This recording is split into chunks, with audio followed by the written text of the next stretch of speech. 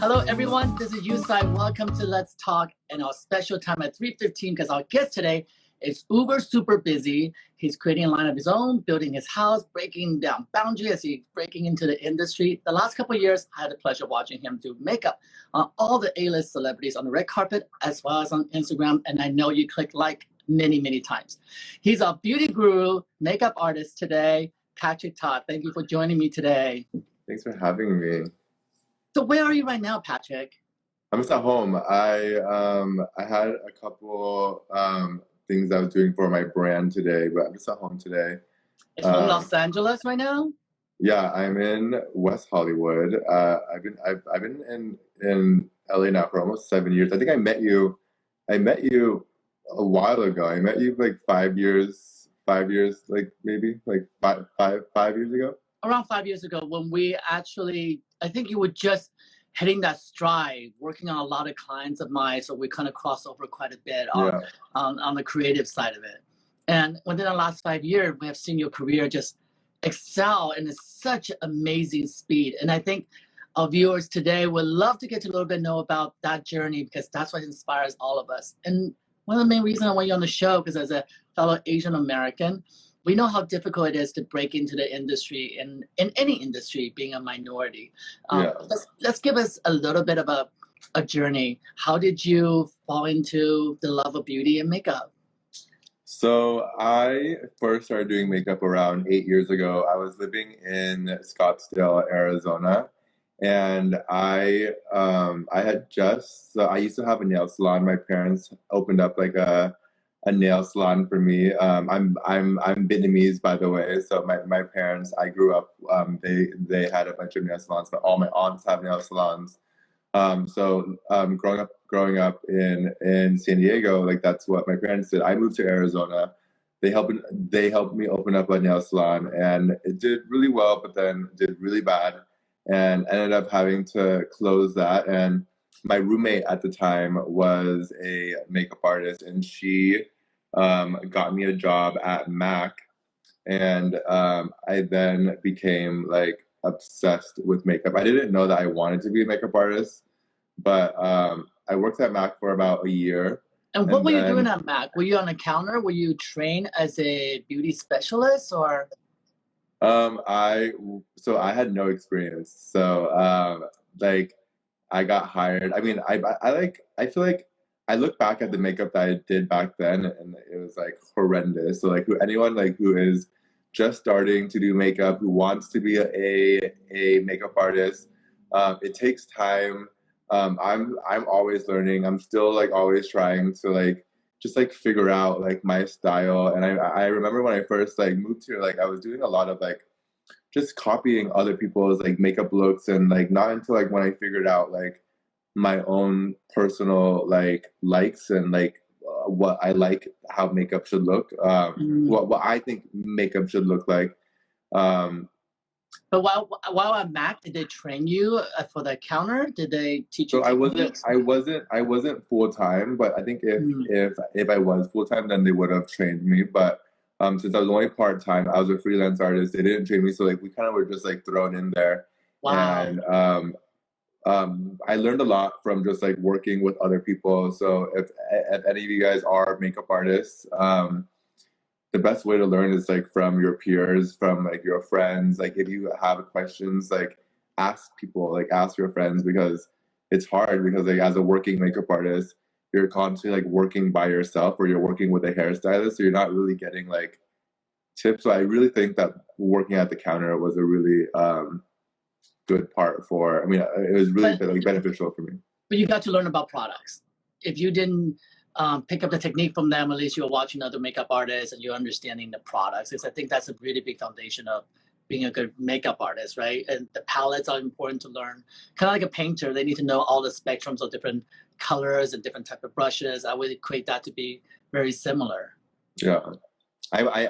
Everyone always asks me if I was a painter. I am not a painter. But yeah, I moved to Los Angeles 7 years ago, and it's been like a roller coaster. Like moving out here has completely changed my life.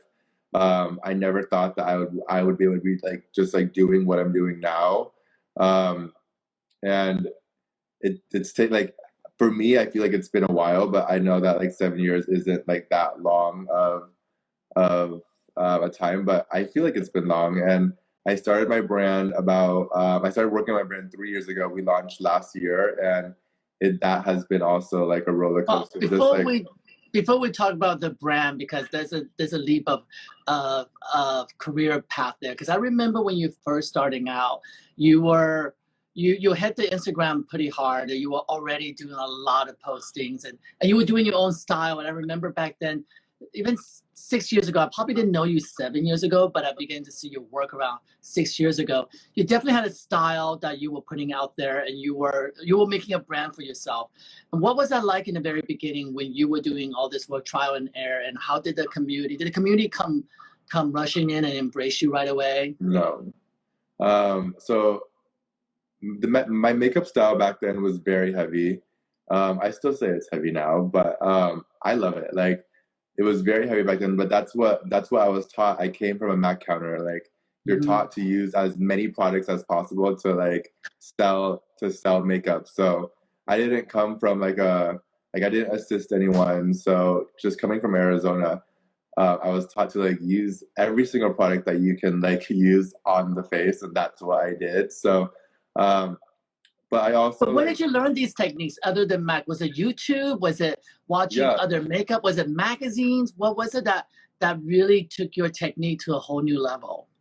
I think honestly, Instagram was such a great way for people to just see different types of makeup, and to for you to try new things. Because like before, I remember like before I started working at Mac, I would go into Sephora, and I would I would bring in a photo, and I would ask them like, what is this? And like back then, like there was only like I feel like one like holy grail highlighter back then. It was like this like golden highlighter from Mac, and like no one else made this like highlighter. And like now obviously there's like thousands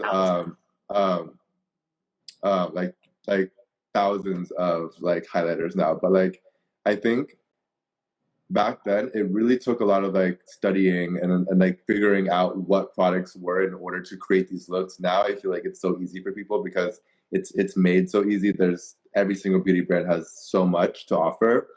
But back then, YouTube, Instagram, and honestly just screenshotting photos, whether it's in a magazine but back then I didn't really like, it sounds really bad, but I wasn't the makeup artist that like would reference photos from magazines. I referenced like more so like Kim Kardashian, I mean all the Kardashians, like Rihanna. Like I was like very into like pop culture, and that's like the era that I like came up like from. So and those style of makeup was very much Kevin Kwan style, was very much like Mariana was making those makeup for Kim. And you're right, during that time, if you were influenced by that time and watching YouTube and Instagram, those were absolutely the start of a new trend of makeup. I remember as a photographer at that time, it was very hard for makeup artists or beauty directors or magazine to actually embrace that style of makeup.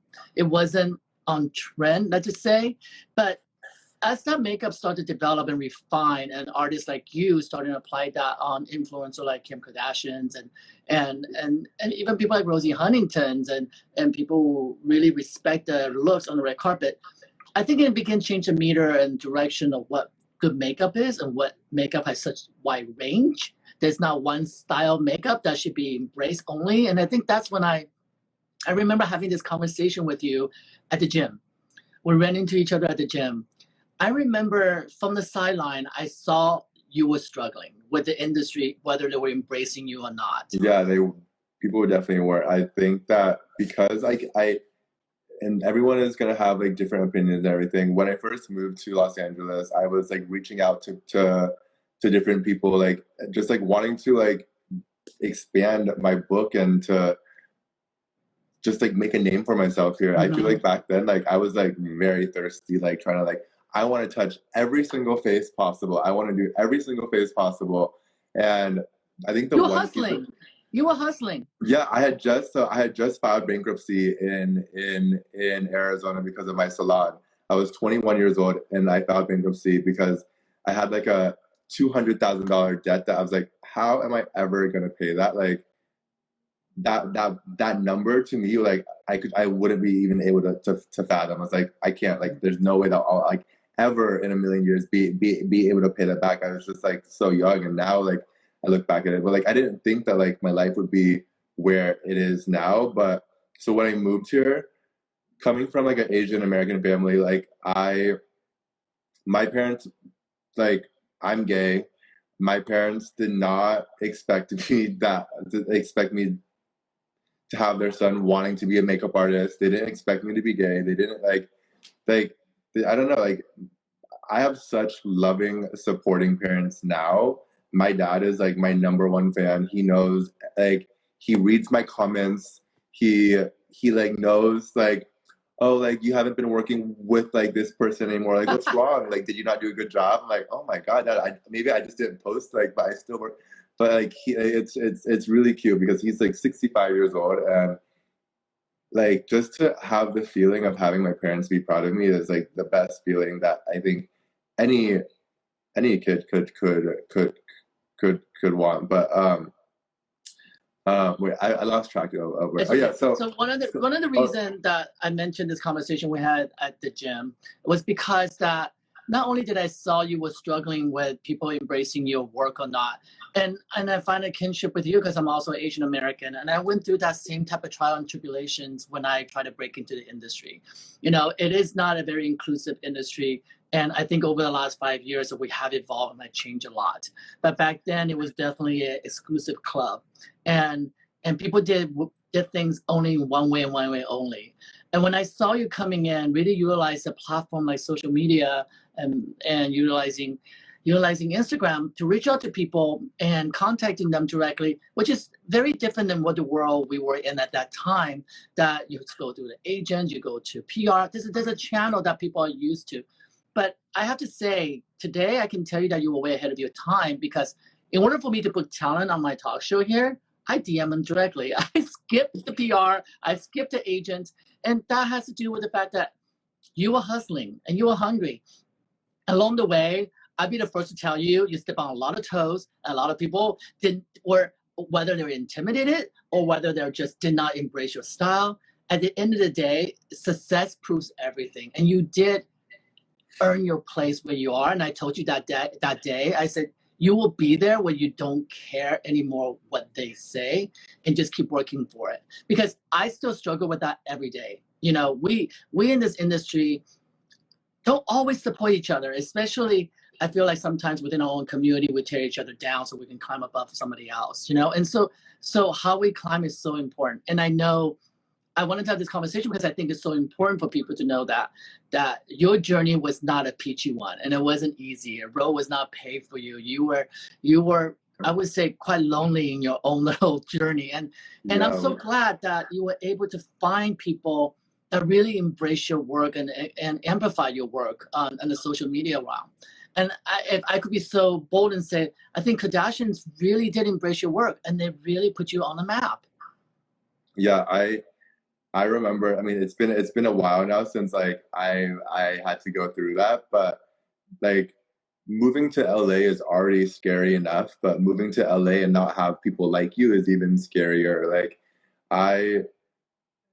to me, like I would get like hate from different artists that like I respected, that I never even had ever even like a conversation with, talk bad about me, and I didn't understand why. I would come home like crying because like as someone, like I'm not a very confrontational person, but I'm not the type of person, like I don't want people to hate me. Like I don't want people to hate me, but and I understand like back then why here and like I understand like why, but I think like now that I have a platform, like I want to try to. It's hard to get into this industry. There's like when you think about it, there's hundreds of thousands of makeup artists in the world, and there's just like a there's a small number of people working on the people that everyone wants to work on, and maybe not everyone wants to work on them anymore. Like maybe like you don't want to be a celebrity makeup artist. For me, that was my dream. So to have like when I came here, like to LA, like I didn't want to let down my parents. Like so I did everything that I could in order to become successful, because I didn't want to have to go through that feeling of like that bottom feeling of like I had just like filed bankruptcy. Like I didn't go out. I didn't do. I feel like I'm honestly like a probably like very socially awkward person, just because I don't know. Like I like dropped out of high school. I didn't finish high school because I didn't like get along with people. So I think I kind of like the reason why also I am a makeup artist is because I've always wanted to just like be accepted or like be in this like group of like cool kids. And now that I feel like that I'm at the point, like it's not about like I don't know. I during this quarantine, like I've learned a lot about myself and what I want to do and where I want to spend my time and who I want to focus my time on. And it's not all about like work anymore. Before it totally was about work, and I still have like a lot of work to do because I just launched a brand. So,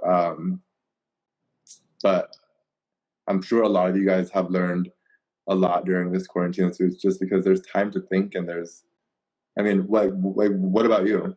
It's absolutely. I mean, reflection is the most important thing during this quarantine. I learned a lot. I learned a lot from my own journey of 15 years in photography, how I got here, and what was the right step I should have taken or wrong step I took, and a lot of it not because of my career path, more about behavior or insensitivities on set, because we are in an industry that we kind of live in a bubble that we get away with a lot of things, and those things are over the years has been adjusted through Me Too movement. Those things have been adjusted to just changing of the guards and magazines. And I actually love the industry now more than I did back then, because what you had to do to break into the industry, it was not something that's, to me, humane in a way, that you had to be a hustler like you. You had to really put yourself to the grind in a way that, I hate to say it, you had to kiss ass. And I don't like kissing ass. And you had to play the game. You had to go out drinking with someone. You had to entertain someone. And I can tell you, 8 years ago, I was asked to send Gucci bags to PR people so they'll give me talent to shoot. I was before your era. It was crazy what happens on our set. Publicists will walk on a rack and say, I'm taking that purse home. If I don't get to take that purse home, you're never going to shoot with me again. And this happened all the time. And guess who pays for those purses when they leave the set? The photographer and the production. So do I love what the industry has evolved to now? Yes. And along the way, I'm also adjusting the way I want to work, how I want to be accepted as well. I came from the same journey as you, that we want to make sure as Asian Americans we stand out in our industry, number one. Number two, that you want to be embraced by your industry. And I always call myself an outsider because I always feel like I'm never all the way in the door. Because I'm not at the best parties. I don't get invited. I'm not because I don't drink and I don't smoke and I obviously don't do drugs. I know in our industry, if you do a line of Coke, you seem to go really far. Sorry guys, it's the truth. Back then, maybe not now. I'm not judging, just saying. But it wasn't me. And I attest to it actually. When I had to be in this environment, I hated it. I hated it so much. And now, I love now. I love that how you have embraced the social media before. I'm embracing the same way. I love now I can share what I love on this platform on IG, and I can share with you and revisit stories in the past because those journeys are so important for other people to hear. That's what I love now. And if I get to be on set to shoot with the same energy I get to do on IG here live, it's who I want to be. And that's the biggest learning for me. And one of the reasons I really want to talk to you, because I wanted people to know that, yes, there are different ways and different paths to get to where you are. Along the way, you may have stumbled over someone. You might have pushed someone over, knowing or without knowing. But during this time, we really do get to evaluate and say, okay, perhaps this is a sorry I need to say. Perhaps we need to make a phone call and just say, that joke wasn't right. I should have never made that joke. Or this was my journey. Understand what I'm going through. Because truly, Patrick, I don't think people realize what it was behind of all the hustling, right? Behind the hustling, you were struggling. Behind the hustling, you had bankruptcy. And for that journey to even happen is who you are. And I don't think a lot of people out there actually knew that. And I think it's so important that you got to share that today. And look at you now, right? I'm still struggling. Really, I'm still struggling, girl. I know, but what the one thing is, it's all about confidence, and trust me too, right? I'm still going. When am I going to get a call from American Vogue? Am I going to just say never going to happen, or am I going to still waiting by the sideline? I still go through that sometimes, but through this pandemic, I don't care to work for a magazine that doesn't have inclusion on the first of the agenda. I call them out, right? Because that's important. Because we've been silent. People have been silent about these issues. And this is all parallel to beauty, what we do, right? And we're going to talk about your line because I'm here with you because I'm celebrating your line, because your line is one of the few lines out there that was very inclusion conscious and about skin tone that varies from dark to light. And I have done interview with other makeup artists on here, and people have their own lines. And I challenge them and ask them, how come you don't have inclusion in your line? And the answer to me is always, well, we won't sell as many, or we didn't have enough money to produce our line. Well, that's not good enough answer for me. And that's part of this is why you're here, that I'm celebrating your journey with you. And I have to say, as a friend, I'm so happy you went through all that. You were able to get through that hump of craziness, and there might be more to come, but you're doing it. And the funny thing is that when I go back and I think about all these people, and I know exactly who they are, and you know who they are, that were unhappy the way you obtained the clients. But the fact is, at the end of the day, the clients pick who they want to work with as makeup artists, right? The clients chose you to touch their face. They make the final decision. Whether how you hustle is one thing, but your work and who you are and how people embrace you. And I've been on set with you with Gigi Hadid. And we see the bond and the friendship that you have with these clients. They're genuine and they're authentic, they're real, and they love you. So that's a win-win-win right there for me. I am really, so Gigi, like I owe Gigi, like honestly, so much of my success, because when I moved here, she embraced me for all of me, and like I've learned so much, like so much it just about like myself, like my career, like makeup from her, just because she has worked with a lot of people, and I feel like she's constantly challenging me to do different looks, to like elevate my style, and just constantly like learning. But as far as like I do want to say something on live right now, just because I've always wanted to talk about it, because I do get these comments a lot from people or DMs, like saying that on my Instagram feed it looks like very white, and the thing is, I before me as a brand owner, I am just like a working makeup artist. I work on people who choose me as their makeup artist. So like, if I could be doing Rihanna, Beyonce, Naomi, like I would, like, trust me. But like they have to like, I think anyone would want to do them, but they have to hire you. And these are the people on my page are my clients.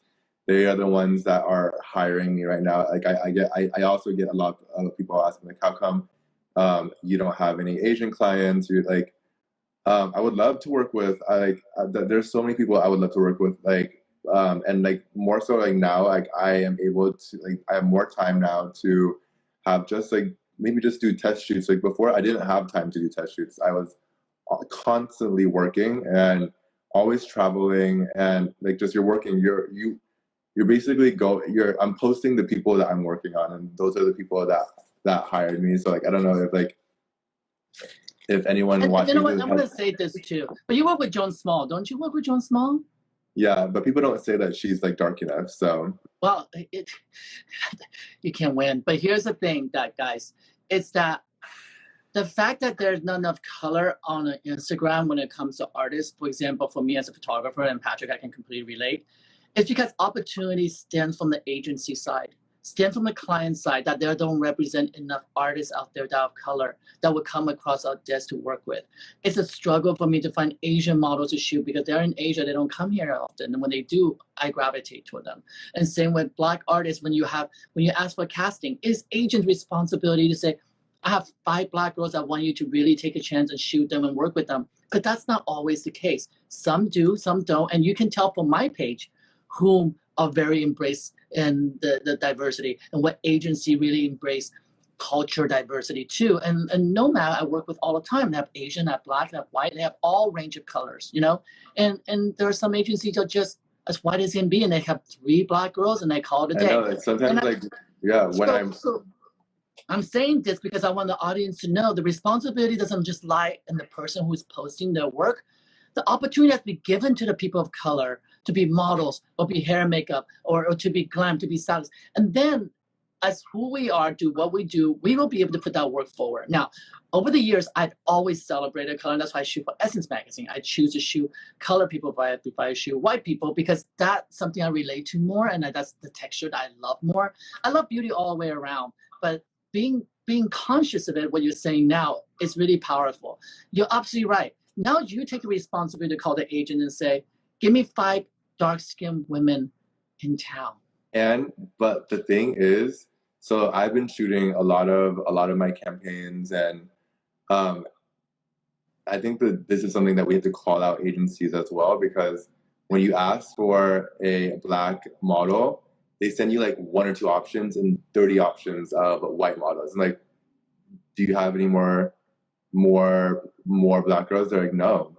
Do you have any Asian girls? No. Like, it's all like, it's honestly crazy. So like, there's not that many options for you to like, for brands to even choose from. So that I think that's like, it just makes it very hard. I mean, it just makes it very hard. Like, people. Well, it is absolutely changing. I can tell you that when I was shooting for Coca-Cola brand for 5 years, and Jonathan Morgenthau was actually the creative director there at the time, and he's Black. And one thing we sit down and discuss is that he wanted to make sure that all the campaigns are incredibly diverse in color, in height, in shape, in sizes, and all different ages. So I did casting back then that we couldn't get those people because that was not what the agency thought were models. So we did open casting call. You know, we did giant open casting with thousands of people lined up, and we went through and find the people who represent the brand Coca-Cola. So I think with your power that you have in social media now, you don't need those agents. Sorry, guys, if you're watching, you don't. DM somebody you find beautiful and the color of skin that you love, and invite them over and work on you, because they'll be so happy to have you touch them with your brush. I truly believe in that. And we all at blame of it, right? We're all at blame of how much inclusion we do in our work.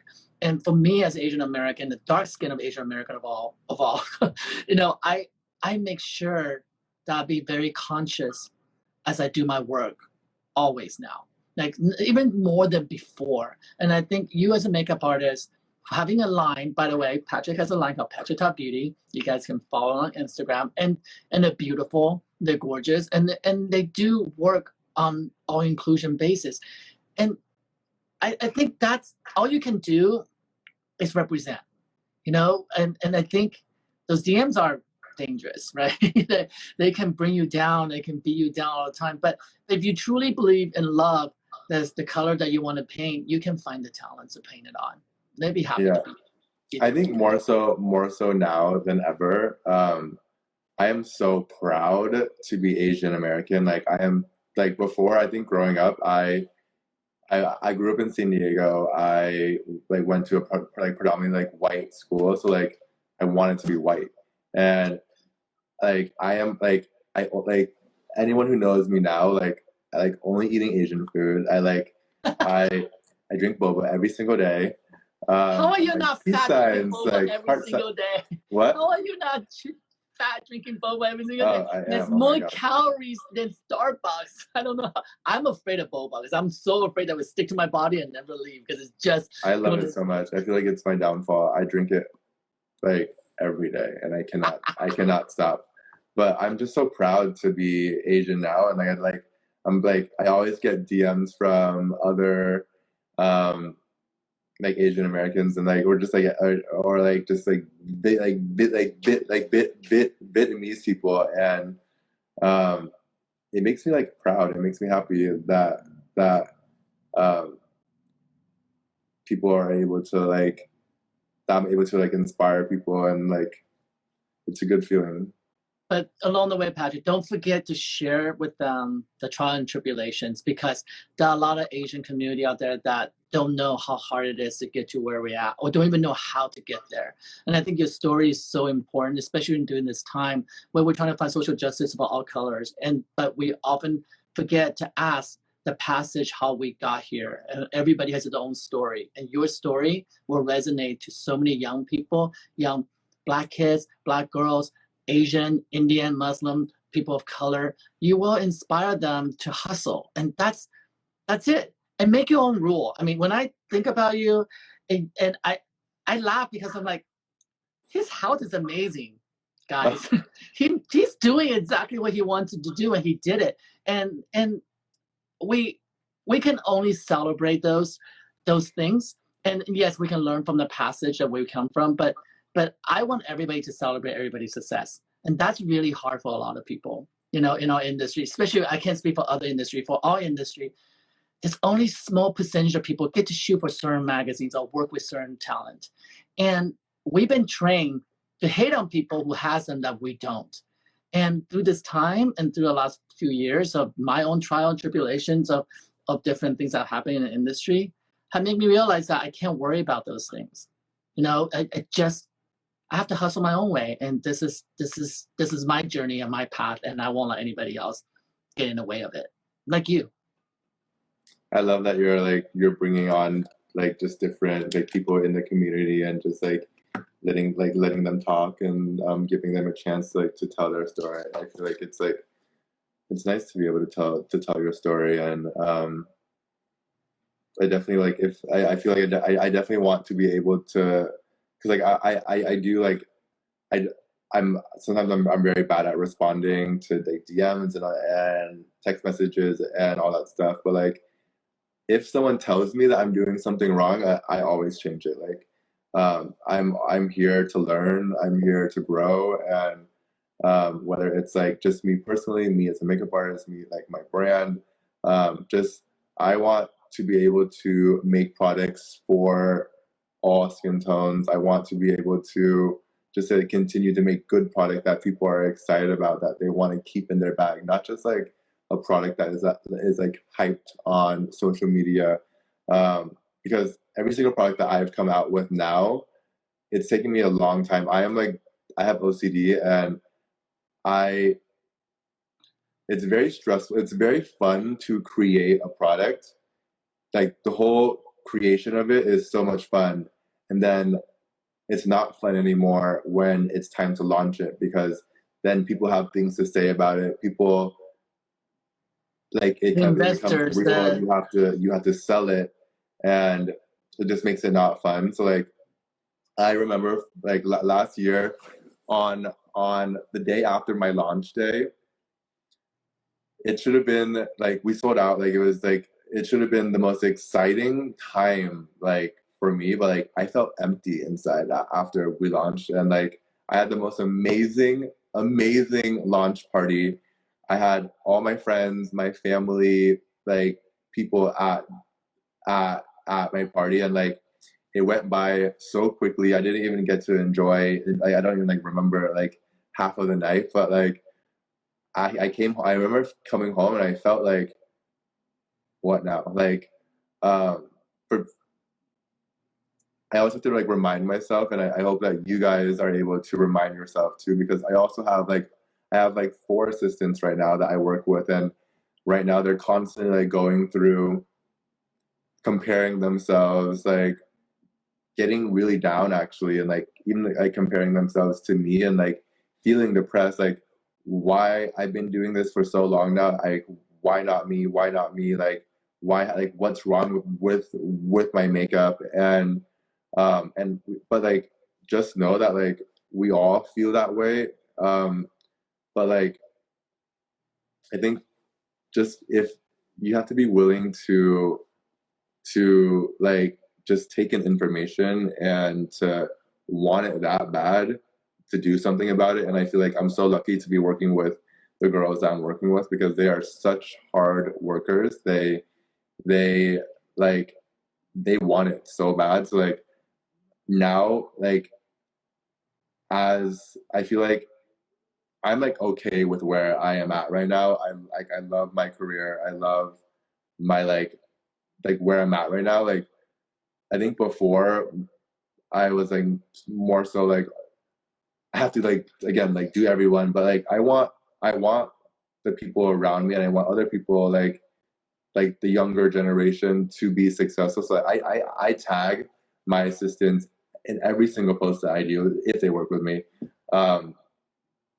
Just I want them to grow. I want them to be successful. I try to always like help them just like get new clients. And but something that like during quarantine and this pandemic, it's been hard because it's easier for artists like me or influencers who have a following, who can do social media posts or do all these or work with brands. But like, how are the younger artists going to survive through this? Or like, are they even going to do makeup anymore because it's not sustainable?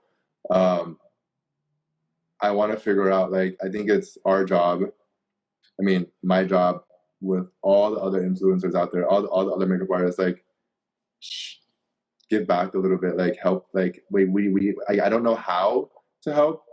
Like, well, it's really it's great that you're saying this, because we're almost up time, and I want to be able to share this with you. Is that you're saying that you don't know how, but truly, I have seen so many videos that you have done, so many tutorials, and you're on your channel and your platform constantly teaching people about makeup.